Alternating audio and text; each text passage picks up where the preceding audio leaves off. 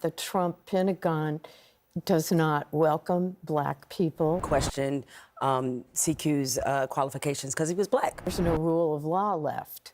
It's a lawless purge. Even if you're just a person in color, a person of color in this country, how are you supposed to feel seeing this? Let's watch a CNN panel discuss Trump firing some of America's top generals for being woke, because he definitely respects our troops for their service, not for their political beliefs. You know, they have to support him. But be sure to like this video. It helps us out a ton, and we'll be back with the additional context. The Trump Pentagon does not welcome Black people. They're discouraging Black people from joining. There's no home for women.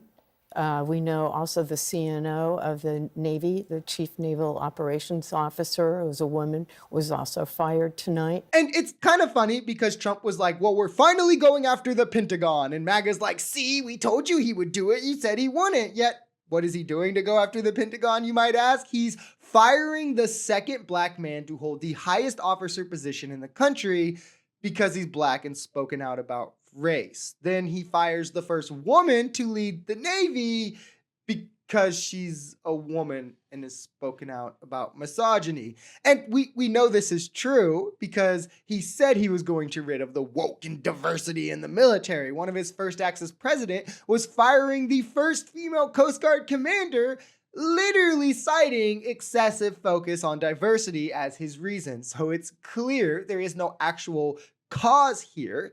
The goal is to just make the military an unsafe place for these diverse minority groups, return it to being white-centric, anti-LGBTQ. I mean, there's no reason that any of these people did anything wrong, but that they're literally being fired by virtue of representing DEI by being a minority in a position of power. It's literal racial targeting. The message there is that there's no rule of law left. It's a lawless purge. They removed the lawyers, and you have lawyers at every level of command. And it's a terrible message to send out tonight. This is the other thing that he's doing at the Pentagon. He's firing the lawyers in the military who could tell him no to things, who could tell him that, hey, what you're ordering the military to do is illegal, while also firing generals who won't just fall in line. And we know that if he gets to do the illegal thing, he won't be prosecuted for it because he has immunity. Well, this time around, he's crossed his T's and dotted his I to make sure he would be able to do the illegal thing and not get blocked, because he's firing those people who act as the final safeguards to now make the military something that also works for him, the president, not for the country or underneath the rule of law. I mean, it's literally starting to get pretty scary with how outwardly and openly authoritarian he is being. He now has the legislative under his control. He's overstepping the bounds of the executive to step into the legislative. He's breaking the rules of the judicial system. So what checks and balances exist? He's telling agencies we'll pull funding if you don't comply with what I'm doing. He's blocking reporters from coming in his press conferences if they don't use the words that he wants them to use. He's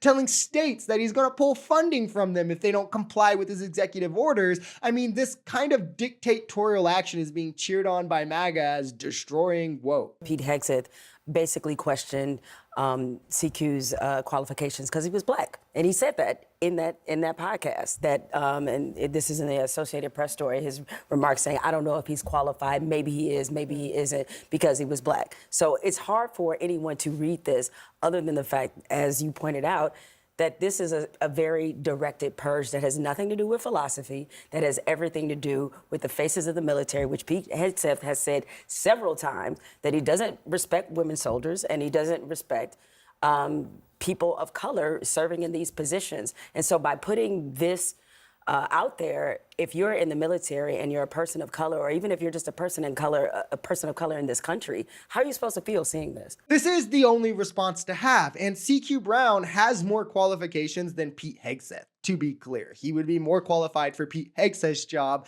let alone his own job. But Pete Hegseth is the one questioning his qualifications. This is the battle that Black people have to face in this country that white people are privileged to not have to face, right? We have to fight twice as hard. We have to earn twice the merit just to get half the respect, still have our qualifications questioned at every single turn, and call DEI hires even when we all are qualified, where we have to prove we deserve these positions, where when you're white, it's not even questioned because being white is your merit.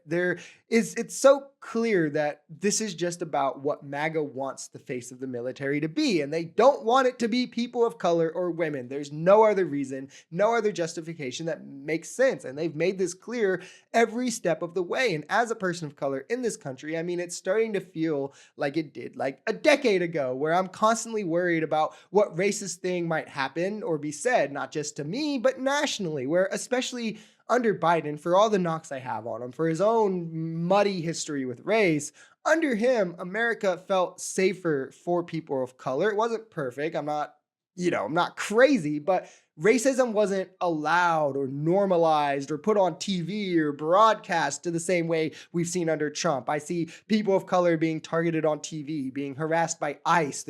We saw the ethnic girl literally commit suicide because of her parents being bullied by kids because they heard Donald Trump say things like this.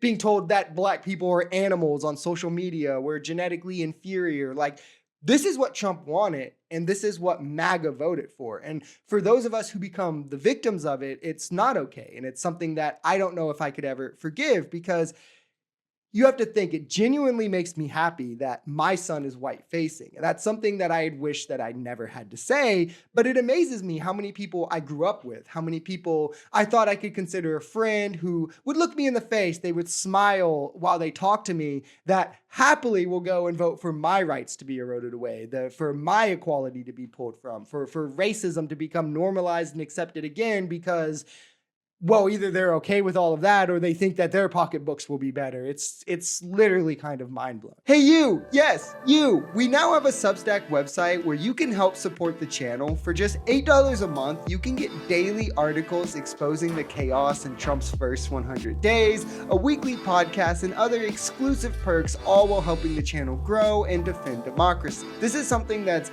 not just very important to me, but enables us to get our message out to the most amount of people, while also being just a genuine passion that I would love to pursue. So for those who have been wondering how to support the channel, how to help us grow, you can sign up now at the first link in our description. Thank you, and let's get back to the video.